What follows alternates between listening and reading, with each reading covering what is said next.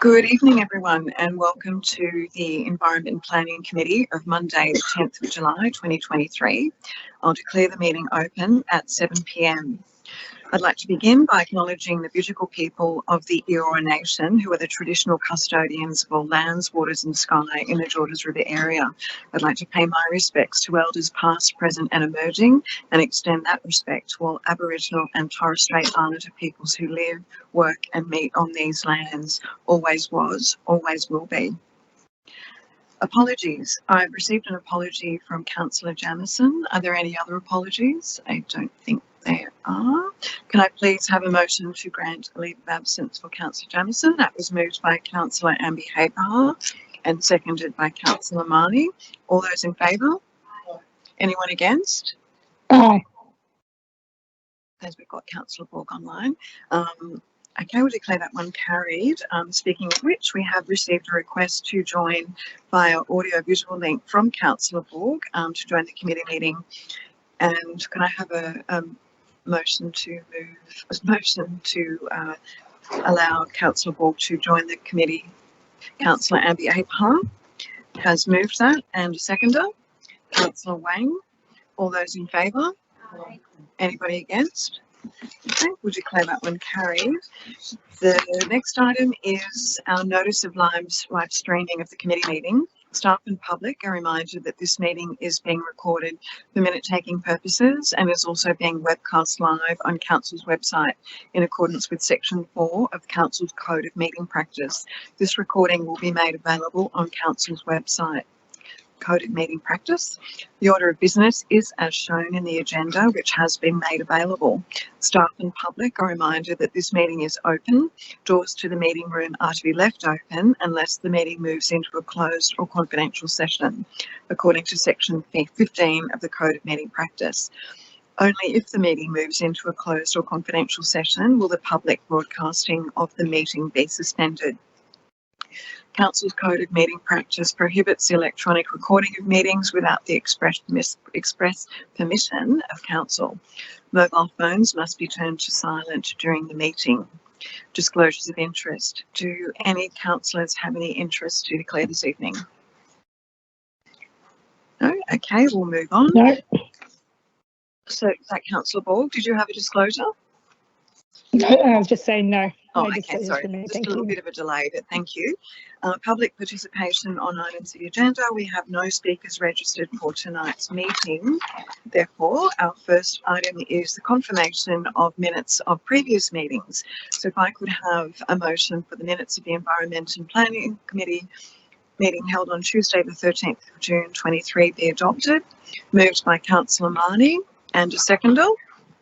Seconded by Councillor Ambi Haber. We might just call all those in favour. Anyone against? Aye. Okay, that's a little bit of a delay, Councillor Borg, but we'll get there. Thank you. We'll declare that one carried.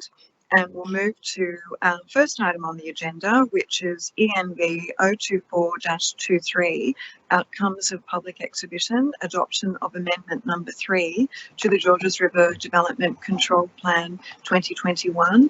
And as we've done previously in the last couple of meetings, we're going to hear from one of our council officers to give us an overview of the report before we call for a mover and a seconder. And tonight we're going to hear from Ms. Quinn. Thank you. Thank you, Madam Chair. And through you, Madam Chair, I will give an overview of item ENV 024-23. So as a recap, in March, Council resolved to place Amendment Number 3 to the Georges River DCP on public exhibition.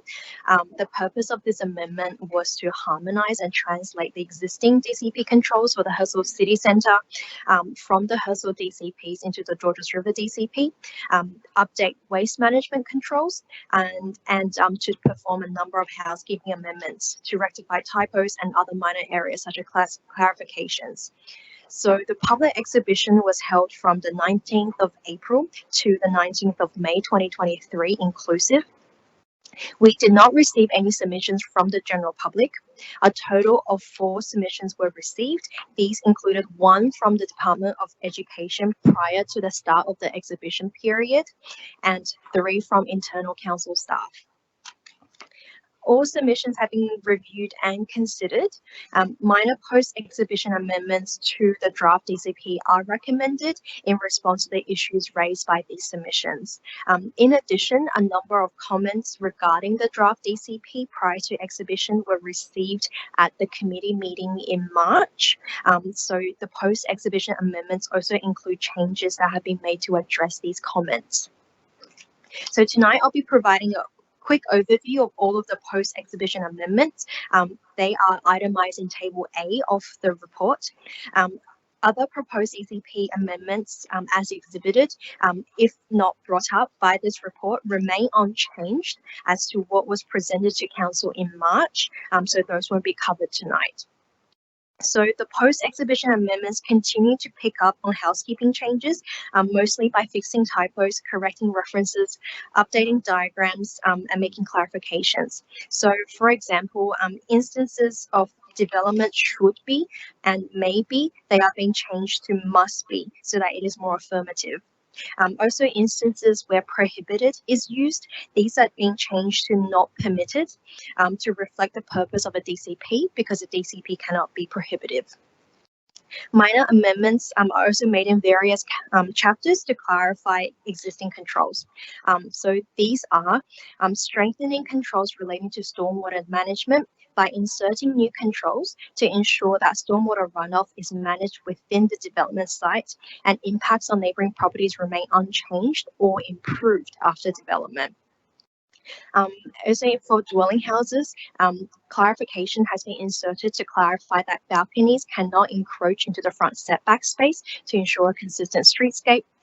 For low and medium density residential developments, the new controls in relation to landscape area has been adapted slightly due to the potential conflict between the exhibited DCP changes and the existing Georges River LEP. Just for context, the EPA Act stipulates that a DCP control cannot duplicate or be inconsistent with the LEP.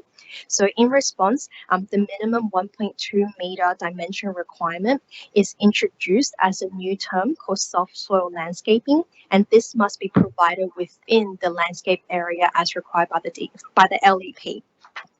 So this means all development will need to comply with both the LEP landscape area requirement as well as providing 1.2 meters minimum of soft soil landscaping. So a new glossary definition for the new term is also introduced. By definition, it is an area of soil unimpeded by buildings or structures above and below ground, dedicated for landscaping, and allows rainwater infiltration to the water table. Natural rock outcrops can be counted as soft soil landscaping, and the removal of natural rock outcrops to accommodate landscaping is discouraged. Also, across all residential DCP chapters, a control was introduced to minimize overshadowing impacts on neighboring solar panels. However, this meant that any two-story home is likely to overshadow an solar panel on a single-story home. Most solar panels, they are installed as exempt development, so council does not give consent, and neither do council have the knowledge of when these are installed. Therefore, it is considered a bit onerous for the DCP to restrict development due to the presence of solar panels on a neighbour's property. So additional clarification is added to outline the circumstances when overshadowing impacts will be considered and must be minimized. For high density residential, the proposal that was exhibited to increase basement setbacks from the existing 3 meters to 6 meters on all boundaries, this has been amended as a post-exhibition amendment. The proposed change sees the greater basement setback of 6 meters being applied at the front and rear boundaries only, and that the existing 3 meter basement setback is retained at the sides.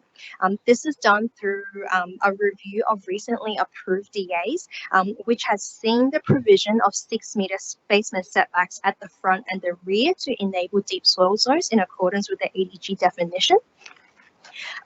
While a 6 meter cumulative deep soil zone was able to achieve when two development developed side by side and combining the 3 meter basement setback together.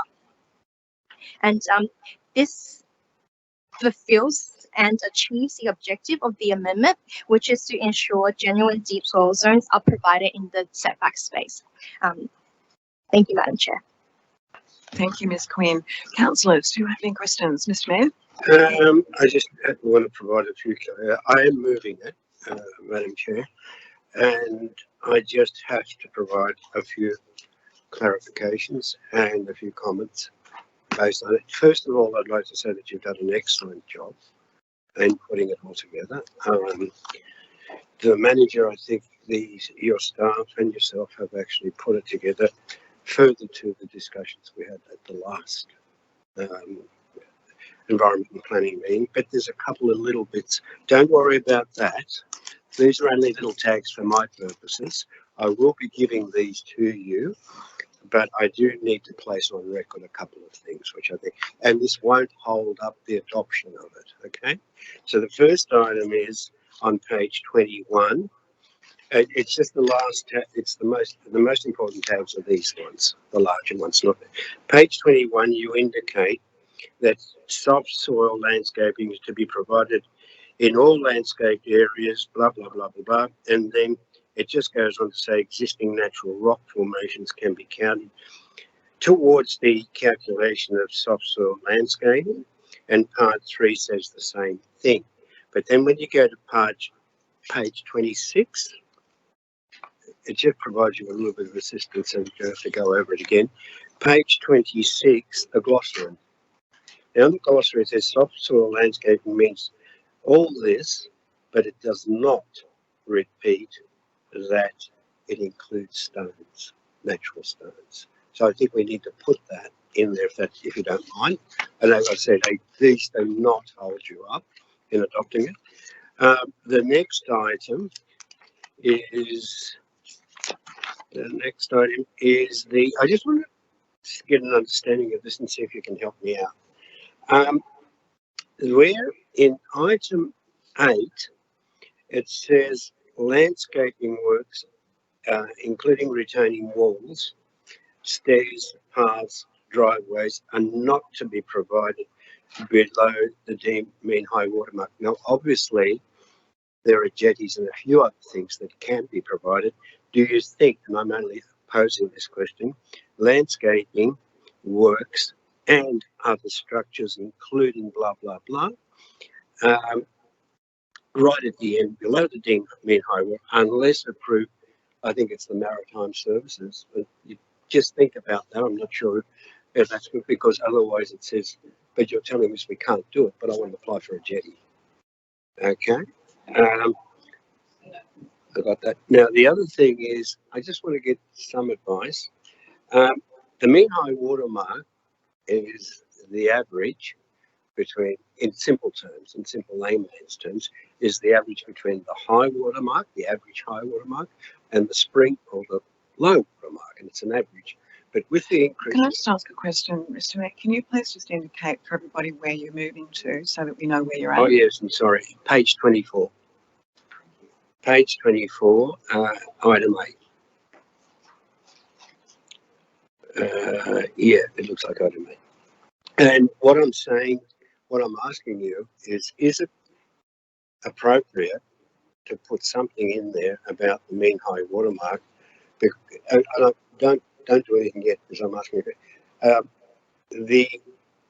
As our emissions are being pulled back or increased over the number of years, our degrees go up to, we are going to have a rise in sea level.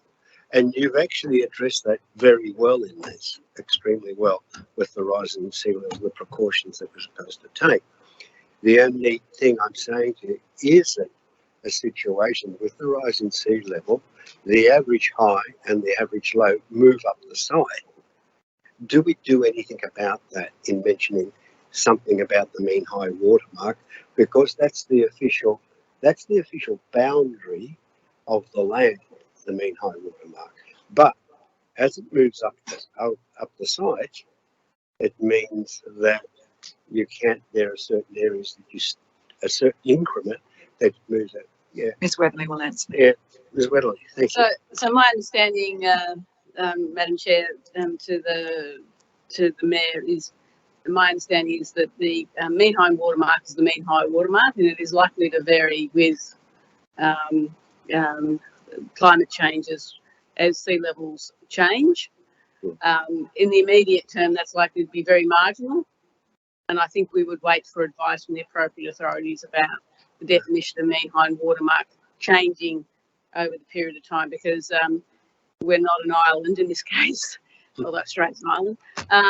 And in terms of the impact, it's likely to be across all of Sydney, all of New South Wales and all of Australia that the potentially changes over time. So I think we would wait for further advice, and even then it would still be the mean high watermark. It will just be marked on the maps. Yeah, it's just if there's change. And in the short term, I would think there'd be no significant change. It'd be very marginal. In the longer term, we may very well find that line changes in and around some of those waterfront properties. Thank you, Ms. Witherley. I appreciate that. Now, the other thing that I want you to go to is page 25. Little diagram. You've done well in making it this is the boat shed. You've done well in putting it in 3 dimensions. The only one problem is the height that's supposed to be at the junction of the eaves with the side walls. You've indicated as 3 metres, which is good on elevation, but in the 3-dimensional drawing, you put that height to the rollerball, to the maximum height of the roller, which means that the maximum height of 5 metres could be achieved with a flat roof. And if it's achieved with a flat roof, you're going to put people will be using that to make it a mezzanine floor where, we can hire it out, sleep there, waterfront residence, could be nice. So it's probably best to put the dimension at the junction of the eaves and the side wall. So we're encouraging pitched roofs, which don't have such an impact on the foreshore, and we're not encouraging flat roofs, which will end up being boxes 5 metres high. So if you could look at that. I'm nearly finished. Yeah, I am finished. Yep. Thank you for that. Okay, thanks, Mr. Mayor. So are you moving the recommendation as it stands As then? it stands, With, these are only what do you call it?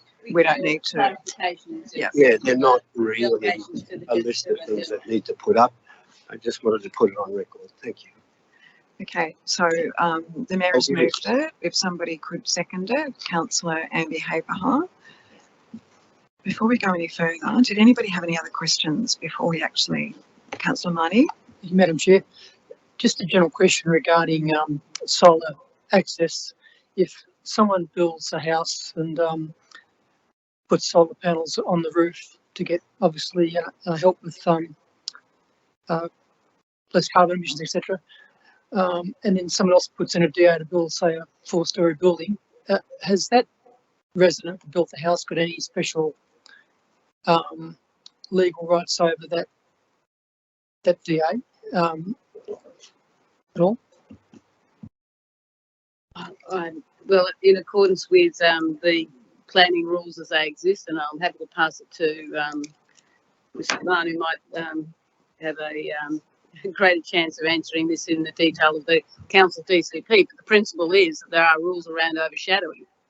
It's essentially the overshadowing which would limit access to the solar panels to adequate solar access, and that's what we assess applications by. And I would think if someone's got a 1-storey house next to a 4-storey building, we'd be concerned about general solar access as a starting point, which may in fact also address the issue of solar panels. But as described, one of the challenges for solar panels is that they can be approved. You can put them on your roof without getting an approval, and therefore the people who are going through all the hoops getting an approval are confronted with the fact that someone just put them up without consulting with their neighbour about what they are seeking to do or whatever. So it becomes a bit of a vexed issue. But 4 stories next to a 1-storey dwelling, there'd be greater solar access issues beyond just access to the solar panels. But yes, it's a case of if there's we can't take into account simply solar access to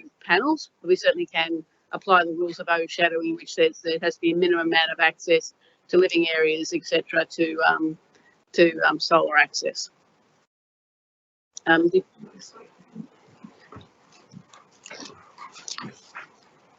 Through you, Madam Chair. And also where we have low density dwellings adjacent to residential flat buildings, there are requirements in our development control plan for greater setbacks as well. So they can't just build 1.2 or 2 metres off the boundary, they're greater setbacks, and I think it's a minimum of 9 metres. So, and that will facilitate sun to solar panels. The issue is where you get a 2-storey building adjacent to a 2-storey building, and that the new 2-storey building complies with the height, the FSR, and any solar impacts. That's where you still may get some impact on solar panels, but as the acting director indicated, it is because council doesn't have any controls or rules over where people can put solar panels apart from heritage buildings. They can put them on walls or roofs adjacent within roofs that only have a minimum of 900 metre setback, and therefore any 2-storey complying building will affect those solar panels. I'd just also add, if I may, Madam Chair, that the issue of solar access is that the sun does move. So, and it's unlikely that a 2-storey house next to another 2-storey house would complete overshadowing of someone's roof for such an extended period of time that their solar panels wouldn't work. They might be affected to some extent just if the planting significant trees for which we have no control over. And in fact, we'd be encouraging for other environmental outcomes as well, which also could overshadow people's solar panels. I've had that complaint in my career as well about people's trees overshadowing people's solar panels. So there's lots of things to think about when people install solar panels in terms to maximise them. It's not just today, it's what might happen next door and thinking about those sort of things. Madam Chair, you finished? Madam Chair, I do apologise to the committee. Unfortunately, there was a section that was put somewhere, not in continuation with what I wanted to talk about. If we could just... So are you saying that you've got a few more? A few more, yeah. So let's go to page 43, which is where you've got the diagrams of a sloping site.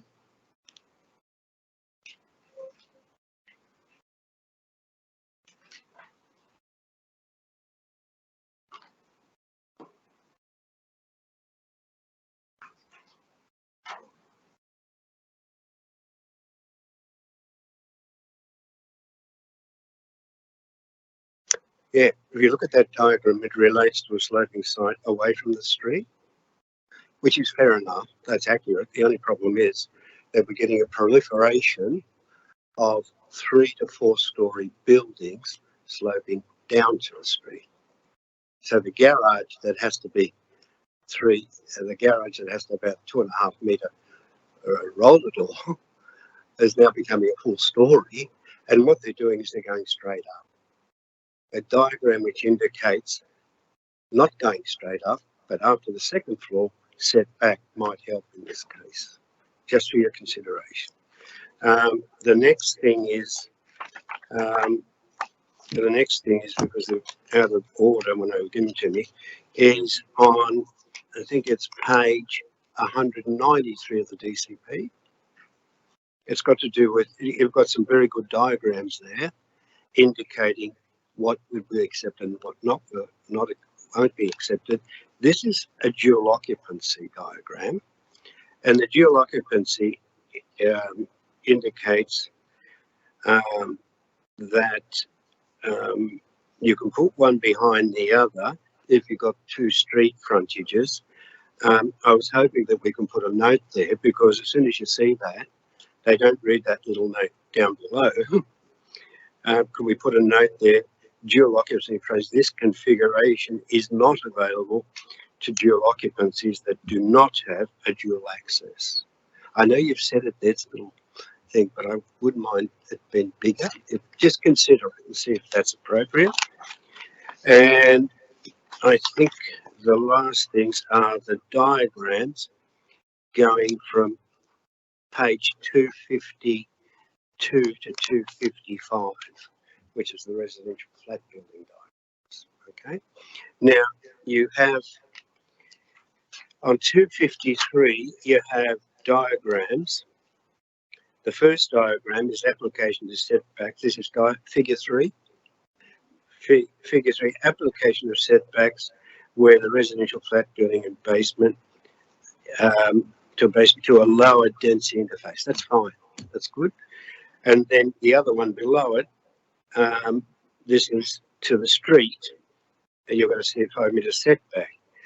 But the diagram that shows, see the diagram you're about to delete? It's diagram, well, the diagram says to be deleted.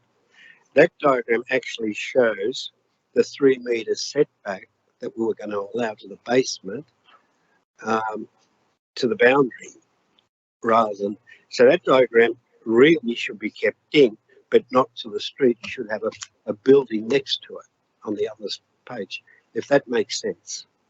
You know, so you're deleting that one, but that's to the street.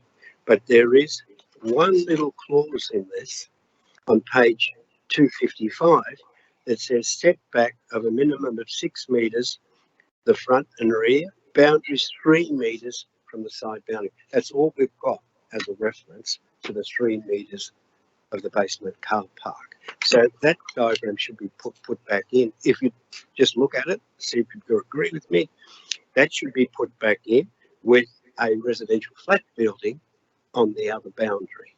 Now, then 255, I do believe that you're deleting a diagram which I think probably needs to remain. Now, the figure 5 doesn't really have any dimensions apart from 1.5 metres to the driveway. That's all it's got. So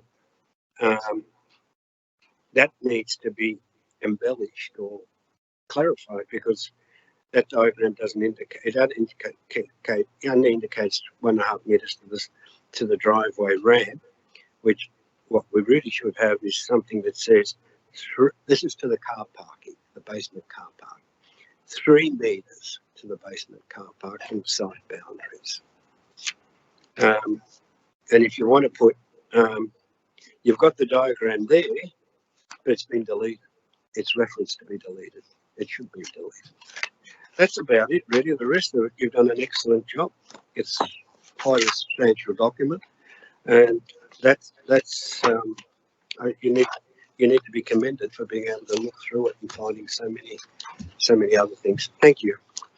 Okay, thanks, Mr. Mayor. Thank you, Ms. McMahon. Have you got everything that the Mayor comfortable with that? Oh, okay, thanks, Ms. Weatherly, for those questions. Councillor Marnie, your question was answered, I believe. Yes, thank you. Yep. Any other questions, councillors? Councillor Borg at home, are you okay? All right. If that's the case, then we'll go to moving it. Ms. McKinley will go around. Thank you. Your vote, please, Mr. Mayor. 4. Madam Chair. 4. Councillor Amby Haperham. 4. Councillor Borg. 4. Councillor Marnie. 4. Councillor Wang. 4. 6 votes for, unanimous. Great. Thank you, Ms. McKinley. We'll declare that one carried and move to our next item, which is ENV 025-23, Public Exhibition of Generic Plans of Management Amendment 1. And once again, we'll hear from Ms. McMahon. Thank you. Through you, Madam Chair. This amendment to the generic plans of management has been prepared to cover 3 items within the generic plans. The first one is Lot A in Riverwood Park, and councillors go to figure 1 on page 57 of the report. Lot 1 is hatched, so it's the majority of Riverwood Park. Currently, the other lots showing on that diagram in the dark green and the light green are covered by the generic plans of management, sports ground and natural areas. But these adopted plans of management don't cover Lot A, as council at the time of preparation of the generic plans was not the Crown Land Manager for Lot A. We're now being appointed as Crown Land Manager for Lot A, and therefore Lot A is required to be categorised under the Local Government Act and included in the generic plans of management for sports ground and natural areas in order for council to issue any licences or leases over Lot A. So that's the first one. The second one, second property is Rasdale Park. I hope I pronounced that right. It's in the existing generic plan of management and it's categorised as park. If you go to figure 3 on page 59 of the business paper, you'll see lots 1, 2 and 3, they're hatched. Lot 3 is also partially covered by kindergarten, the Nawi kindergarten. At present, it's probably an historical issue. In order for the Nawi kindergarten to actually be subject of a lease, we need to recategorise Lot 3 as part, leave it as part park, which is the striped green area, and that bit of pink area of Lot 3 will go to a general community use. So therefore, council can finalise and fix up the lease agreement for Nawi kindergarten. Secondly, council's been appointed as the Crown Land Manager for Nawi kindergarten, and we're asking to be the Crown Land Manager for the rest of Rasdale Park. When we're Crown Land Manager for both of those areas, we can finalise any leases or agreements. So it's just a housekeeping matter, and it's fixing up an historical situation. And thirdly, council has purchased 25 Joffrey Street, South Hurstville, for open space. So we need to include 25 Joffrey Street in the generic plan of management for parks and categorise the site as park so it can be used for park in the future. With respect to 25 Joffrey Street, because it's the initial categorisation of that parcel of land, we will have to hold a public hearing. But the changes for Riverwood and Rasdale Park, we don't need to hold a public hearing.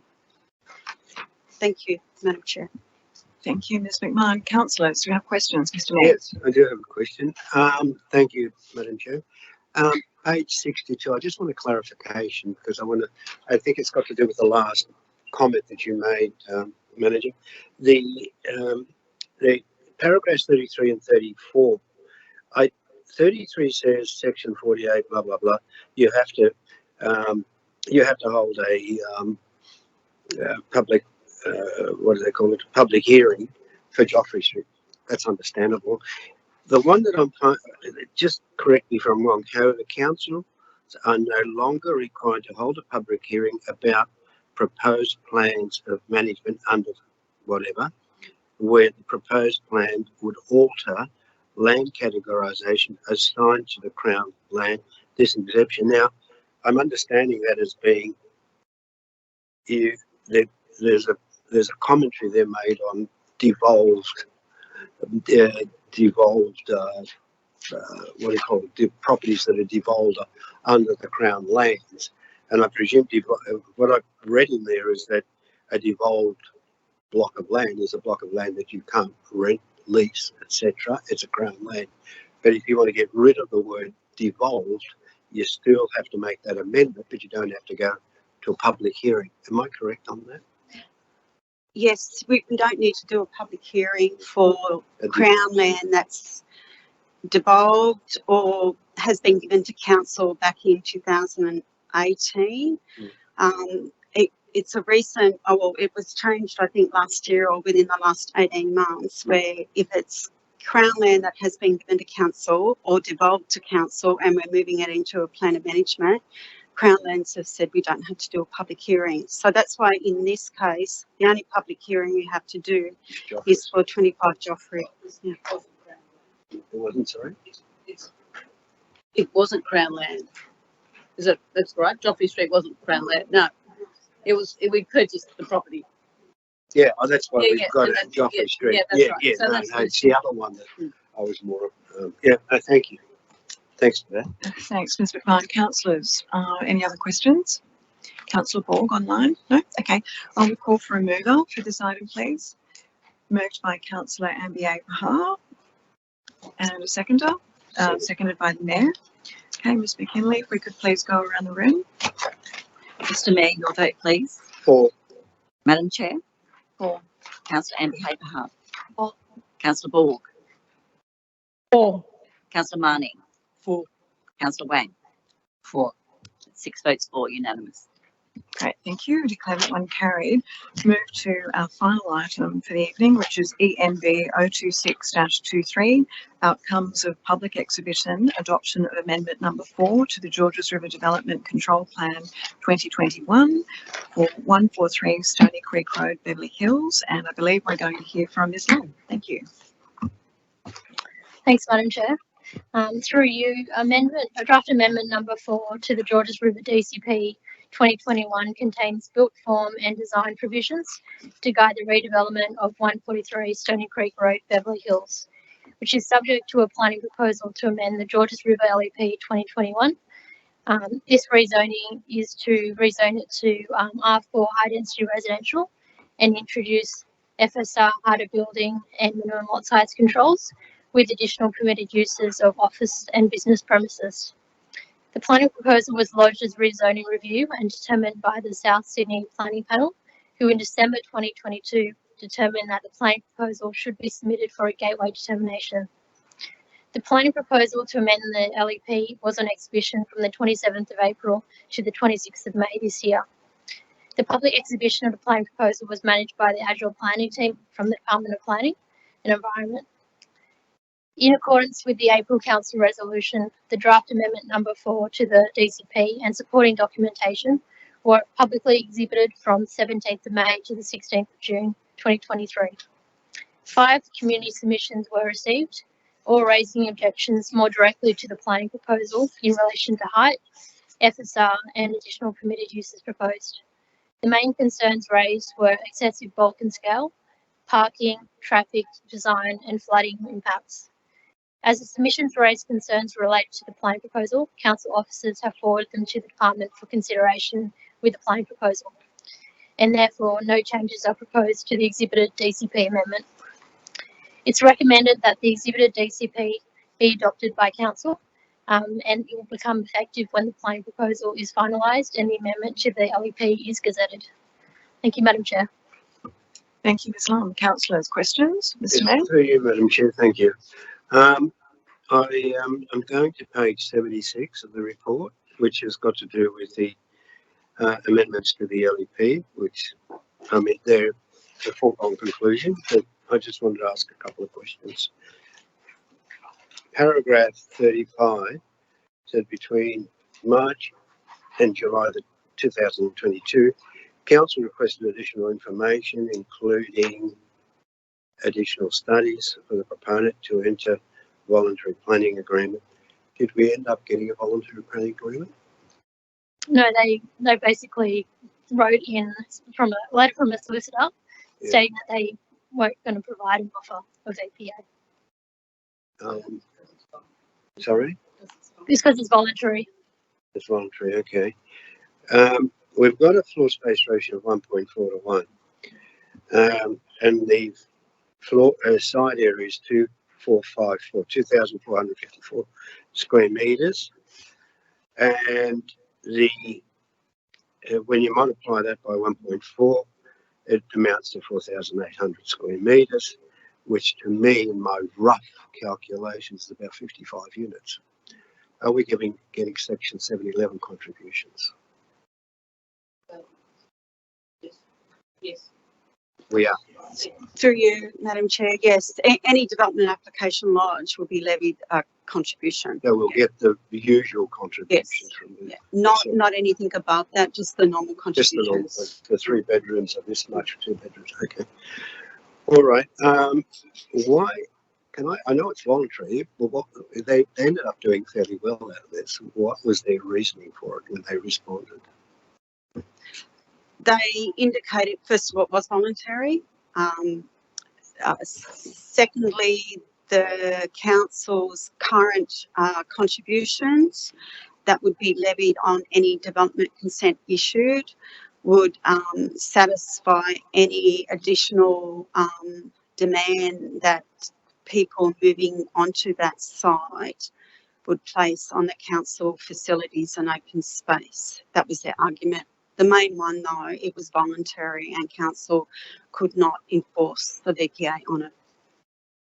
Yeah, well, I that's think Kathy, sorry, Ms McMahon, I think it would be fair to say that because they pursued the review and we were no longer dealing with the planning proposal, they felt that they had no reason to continue to deal with the council in the plan, in any consideration of a planning agreement. yeah, it seems to be a fault in the legislation, but anyway, I'll leave it at that. Thank you. Thank you. Through you, Madam Chair, the council staff did argue at the Yeah. rezoning review, but unfortunately the regional panel didn't support the council's position that there would be an impact on demand within the area. Can I just ask you a question on that? It's been, from what I gather, it's been reported to me on a number of occasions that the chair, the previous chair, as far as I've been, that they don't really want to consider voluntary planning agreements at all. Should they be considering? I don't think they can consider a planning agreement. I think that's the issue. So the panel can't consider a planning agreement.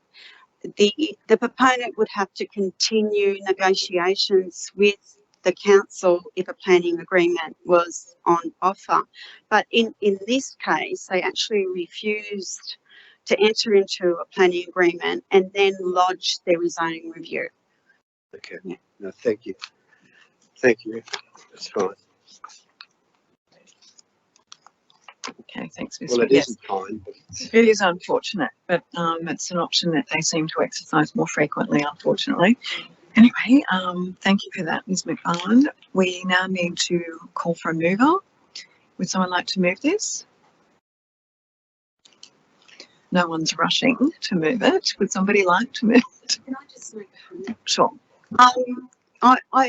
Through you, Madam Chair, I understand the councillors' reservations on the planning agreement, but this report is on the development control plan. It contains the council's controls for the site, and we really do need these controls in place if the planning proposal is supported by the state government and the LEP is gazetted. So hopefully councillors will take that in mind, that these controls will actually assist the residents surrounding the site and address the issue of flooding on the site. Thank you, Madam Chair. on that basis, I'll move.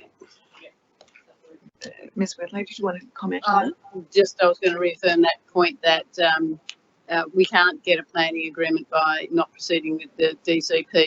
The DCP needs to exist to ensure that when the DA is lodged on this site, we have some local planning rules that the staff can assess any subsequent DA against, so we get the very best development for our community, even if we didn't agree with the rezoning in the first place. Thank you. Well I said. reluctantly moved. Okay, thank you, Mr. Mayor. You're taking one for the team and you're moving it. Would somebody like to second it? I'll second it. Thank you. Councillor Amby Haberhahn has seconded, and we will go around the room if we could please, Ms. McKenzie. Mr. Mayor, your vote, please. Or Madam Chair, For. Councillor Amby Haberhahn. For. Councillor Borg. For. Councillor Marnie. For. Councillor Wang. For. That's 6 votes for, unanimous. Great, thank you. So we'll declare that one carried.